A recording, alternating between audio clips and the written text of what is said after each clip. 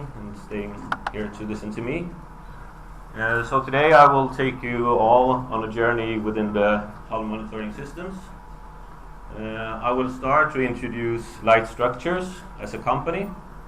We are a Norwegian company that were founded in 2001. We are specializing in fiber optical instruments, and especially hull stress monitoring system for vessels, oil and gas installations, and now also on infrastructures such as bridges. The technology originally developed for the Royal Norwegian Navy at the Norwegian Defense Research Establishment. We have installed over 200 systems. One of the latest one was on the Norwegian Polar Research Vessel. We are using fiber grading as our sensing technology, and we recently acquired a company in Korea so that we actually can be more into the shaft torque monitoring and the whole ship performance monitoring system. So now I thought I would be the first one today to actually show a movie. So I don't know if it's coming.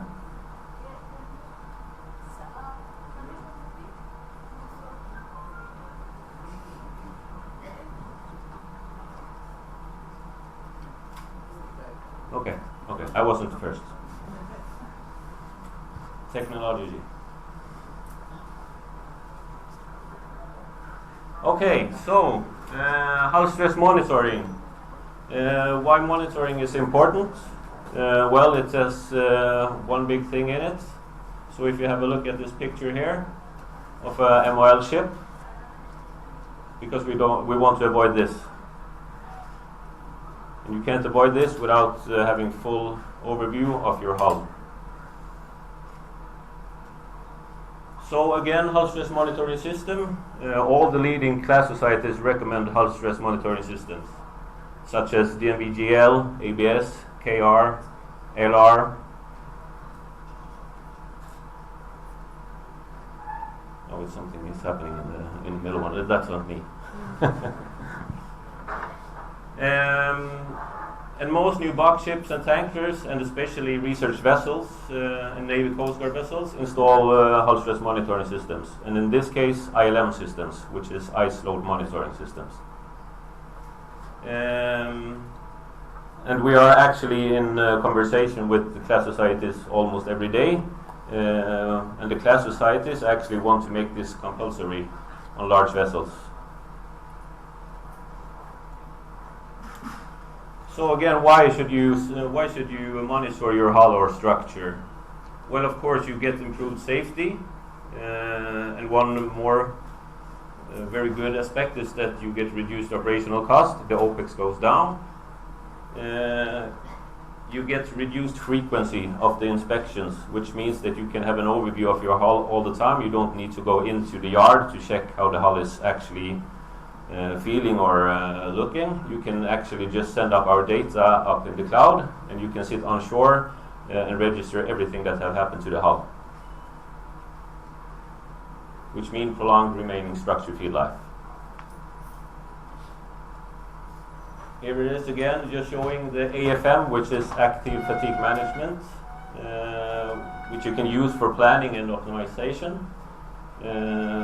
You can send all the data up to your own database, or you can choose an open database, so you can sit on shore, as I told you earlier, and you can download all the data, and you can do reports and management, and then you can follow the ship at all time. So now to the interesting part, the ice load monitoring.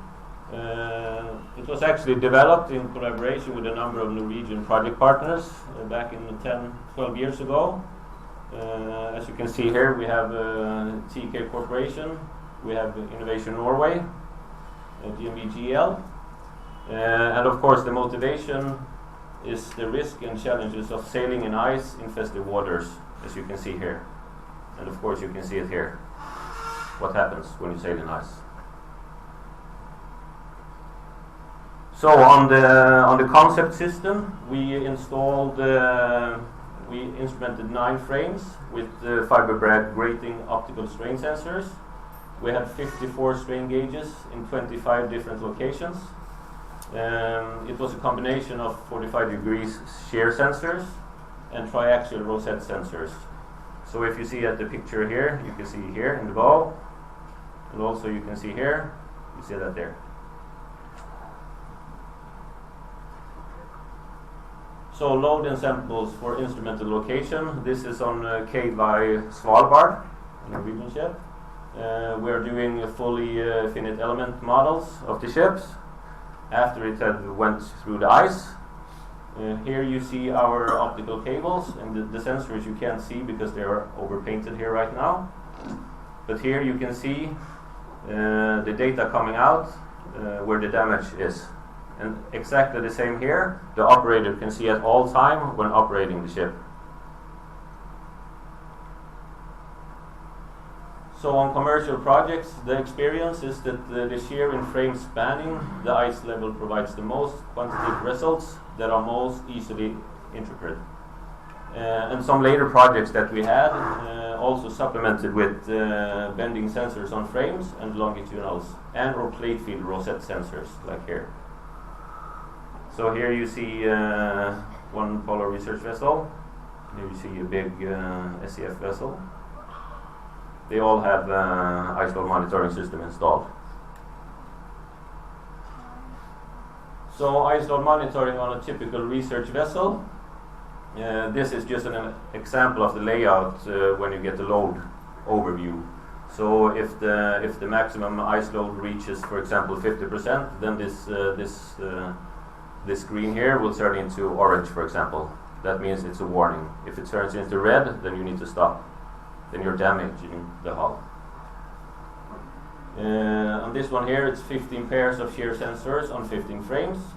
It also have a global hull stress monitoring. A global hull stress monitoring system means that it has 4 sensors and 1 accelerometer in the bow.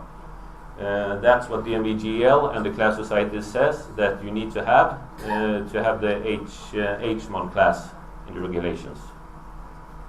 So here you can see an accelerometer in the bow.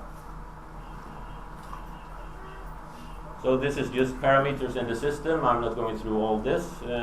All the parameters that we can transmit and reverse into more easily read data directly to the operator, so he doesn't have to be a doctor to understand what's coming up on the screen. 2 minutes. Of course, we can have statistics all the time, and this also can be shown at all time on board on the operating vessel with histograms. And this is a typical HMI on a larger vessel where you actually just you see all the sensors right here and then accelerometer in the bow area. You can at all the time see the bending moment, the static bending moment.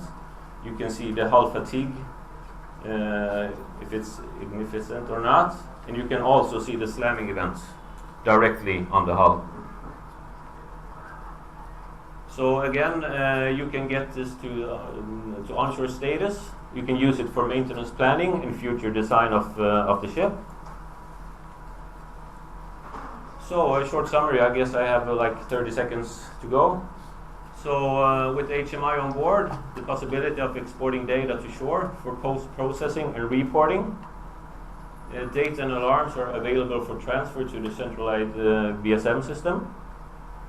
And system measures the hull response in terms of bending shear in frames from ice forces acting on the side shell. A key parameter is the utilization of the local shear stress capacity. Thank you so much.